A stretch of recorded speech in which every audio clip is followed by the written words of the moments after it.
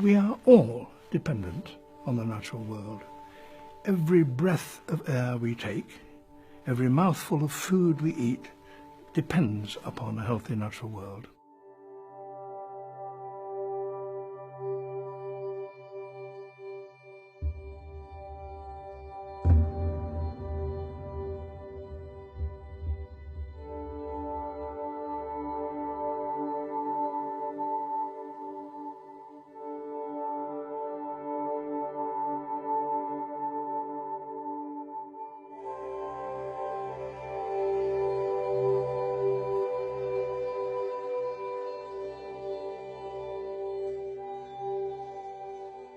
We have no alternative but to try and work in harmony with the natural world.